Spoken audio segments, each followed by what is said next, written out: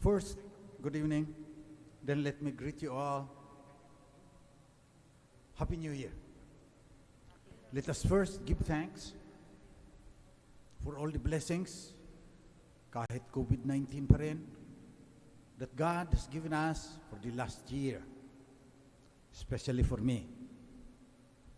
Because of the lockdown, the DepEd granted permission and funds, grants. Gawin naming digital ang lessons ng ALS, yung Alternative Learning System, yung mga dropouts, may special dyan. There are millions of young people who dropped out because of poverty, but now mostly because of boredom. So pinayagan kami ng DepEd. We will digitize that, we will make it interactive, we will put in games and other things that will engage the kids. And I have some friends, yung Smoky Mountain, may connectivity. Kasi hindi umaabot yung mga telco doon eh.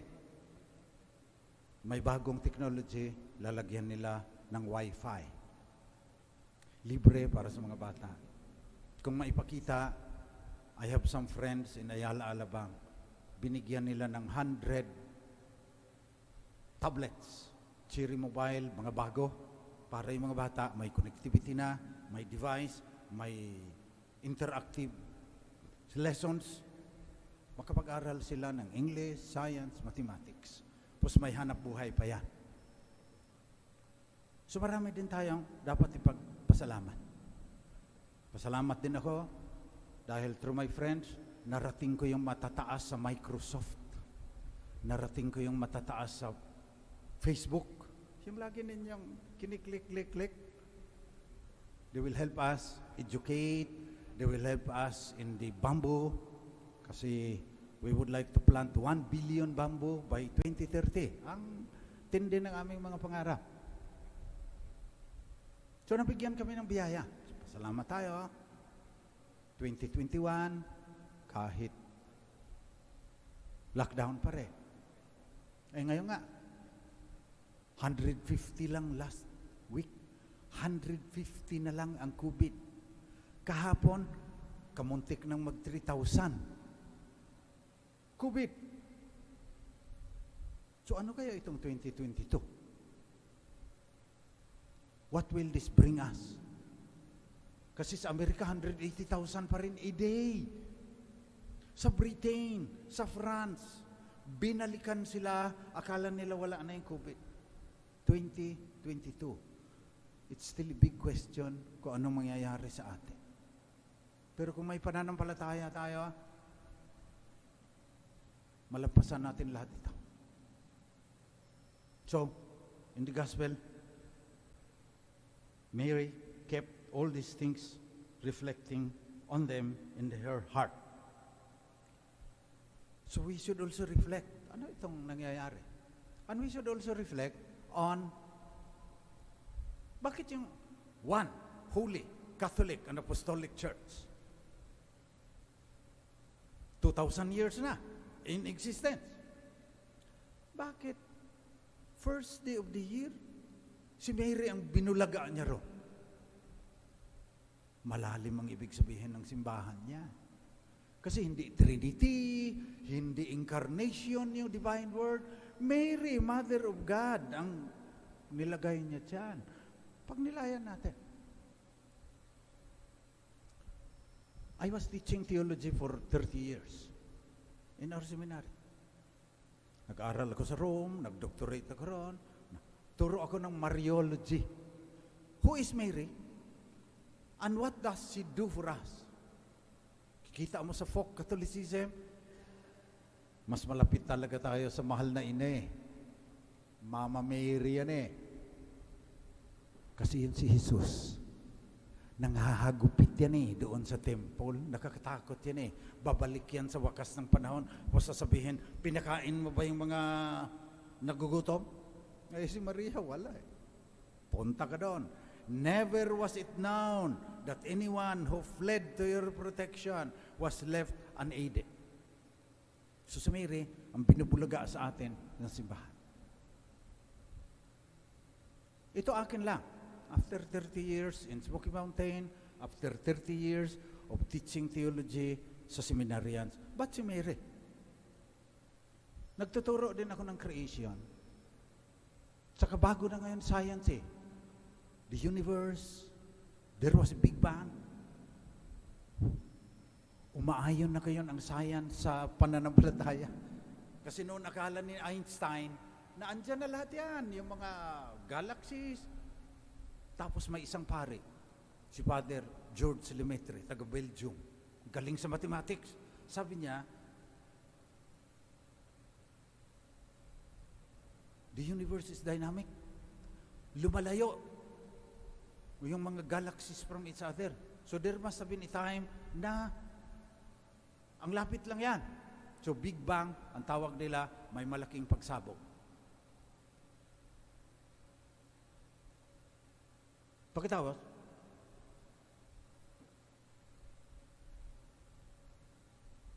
bilisan na lang natin. Lumitaw tayo. Tayo yung man and woman. Parang malakas maganda. So ang ibig sabihin ng simbahan ngayon, sabi ni Teilhard de Chardin, Jesuit, sabi niya, dynamic ang reality. Nag-i-evolve yan patungo sa future. Kailangan balance ang masculine at saka feminine principles sa evolution. Kailangan yung society natin, kailangan yung economy natin, kailangan yung politics natin, may feminine principle. Sa ngayon, sabi ni Teilhard de Chardin, dahil naging hunter society kasi tayo, mas naging warrior society tayo, mahina ang feminine principle. Eh, ganyan tayo. Mag-isip eh. Dahil ganyan talaga ang nangyari sa kasaysayan. Para ako, lumaki kasi ako sa Mindanao. For rainforest yan. Nilinis yan ng mga ninuno ko. Doon, kailang macho ka eh. Pag piniti ka sa tenga, kailangan. Tapos nag-aral ako ng engineering dito. Nag-judo ako ng 4 na taon. Yung macho-macho, yun ang pagtingin ko eh. Tapos, natural pa ako sa pagbaril. Yung 1911 Colt, nung bata-bata pa ako. Without any training, from 25 meters, yung ganito kalaki, tatamaan ko lahat yan. Macho nga eh, from Mindanao. Tapos, naging pare ako, to make a long story short, Smoky Mountain ako, hinahanap ko talaga yung mahirap. Ganito ang ikikwento ko sa inyo once, kung bakit nagbago ang aking pag-iisip. May namatay sa panganganak. Tapos sinabihan ako ng mga taga Smoky Mountain, yung ama, lumayas. Hindi niya makayanan yung kaniyang pagkamatay ng kanyang asawa. Sabi ko, hahanapin ko. Gusto kong pagsasampalin pagkatapos kakalad ka rin. Pangatawanan mo yung iyong tungkulin. Hindi ko nahanap eh. Pagbalik ko, ay yung mga sisters ng Holy Spirit, andyan pa. Sister Mary Bernard, ganda niya noong bata pa yan eh. Ngayon, retired na eh. Sister Evelyn, ngayon, Provincial Council. Pumupunta sa Smoky Mountain noon yan. Saan na yung mga madre? Sabi ko, pumunta daw sa grocery. Bumili ng gatas para doon sa bata. Doon ko nakita na iba talaga ang pagtingin ng mga babae. Yung sa akin, kakalad ka rin kayong mama eh. Na, pangatawanan mo yan. Sila, yung bata agad-agad ang kanilang nakikita na magugutom yan, walang ina eh. Bumili ng gatas, yung mga madre.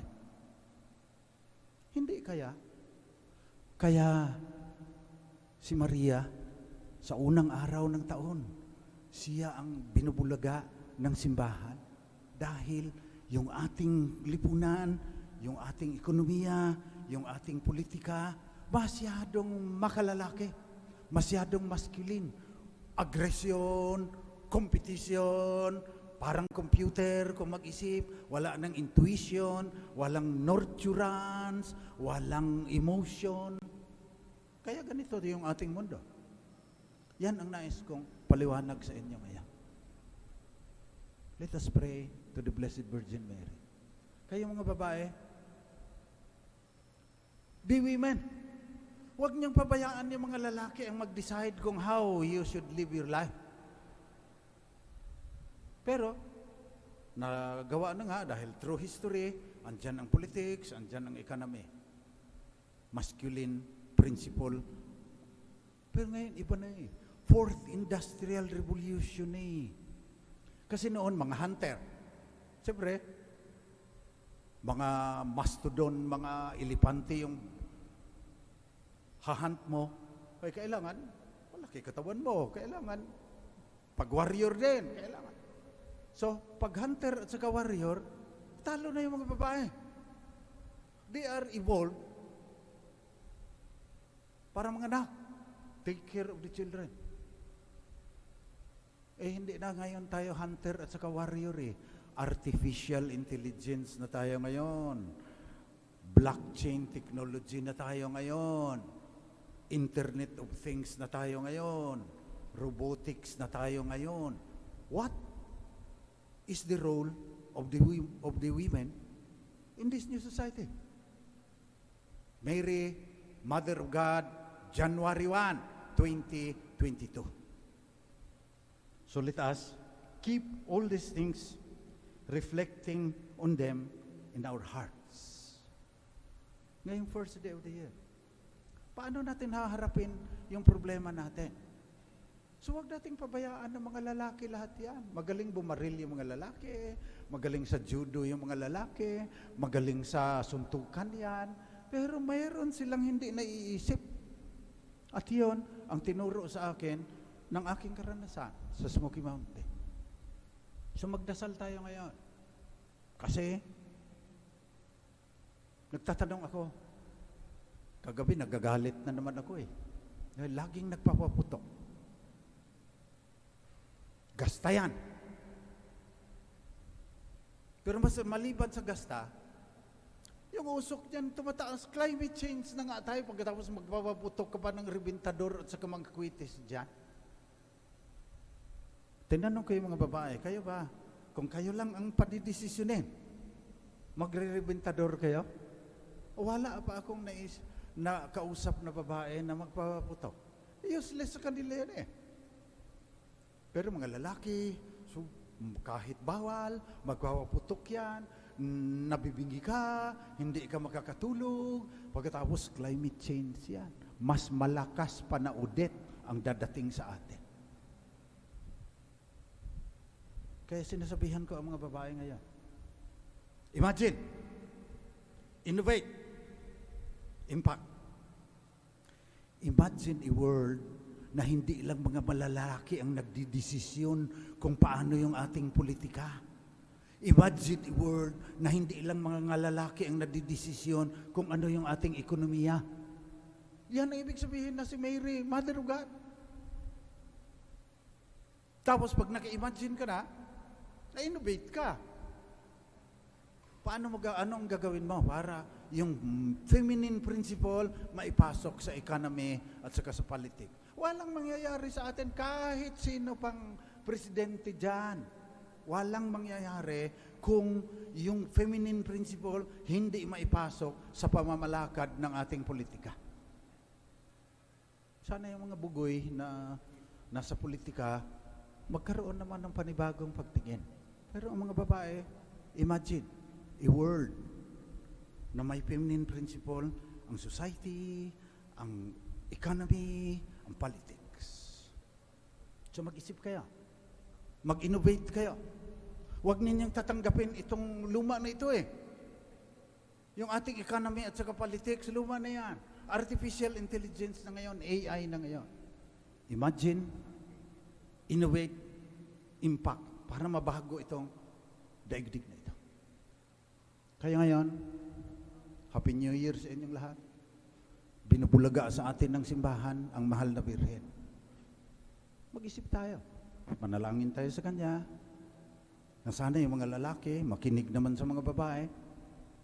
Tapos yung mga babae, tutulungan, magtulungan, imagine, innovate, impact, society. Baguhin natin itong mundo. Sapagkat kung magpatuloy itong ganito, walang mangyayari sa atin. Tingnan mo yung mga lalaki, anong iniimbento? Baril na pag binaril ka, lalabas pera. Ano ibig sabihin yan? Mukhang pera ka, na pagbabarilin ka, sasalampakan ka ng 1,000 piso, pagbibili mo na yung kaluluwa mo. Ganyan ang ating society. Is that the will of God? So manalangin tayo ngayon sa mahal na Birhen. Na sana itong 2022, magsimula naman pagbabago so that we can create a better world na balance yung masculine at feminine principle. Para matiyak naman natin na magkaroon ng magandang kinabukasan yung inyong mga anak, yung inyong mga apo, yung inyong mga pamangkin. Otherwise, pababayaan natin na ganito uli, mag-eleksyon, babarilin ng pera ang mga Pilipino, hindi na napapahiya sa kanilang sarili dahil ganoon ang nakaugalian eh. Manalangin tayo sa mahal na Birhen. Yung mga babae, manalangin kayo lalo. Pareho kayong babae ng mahal na Birhen eh. Yung feminine principle, yung nurturance, yung intuition, maipasok natin. Tingnan ninyo yung mga bata ngayon, kailangan ng social and emotional learning, yung DepEd. Hindi alam ko anong gagawin. Kasi wala yung feminine principle from the start. So, ipanalangin niyo ako para yung partnership namin ng Facebook at saka Microsoft, magkaroon naman ng ibubunga. Pero ang nakikita ako, hanggang hindi nababalance ang masculine at feminine principle, the way we build the future, ganito pa rin tayo. Baka malipol pa tayo. Tuloy-tuloy ang climate change. Kasi sinasabihan na kayo ni Greta Thunberg, sinasabihan na tayo ng mga scientists, walang nakikinig. Nagpapaputok pa rin ng kung ano-ano. Nagsasayang ng pera, ang dami-daming usok para sa climate change, dadagdag lang sa climate change. Pagkatapos, pag may audit, sasabihin, bakit pinapabayaan tayo ng Diyos? Ikaw may kasalanan yan. Manalangin tayo sa ating mahal na ina, Mother of God, because Christ is both God and man. Na sana, sa 2022, magsimula naman pagbabago ng mundo.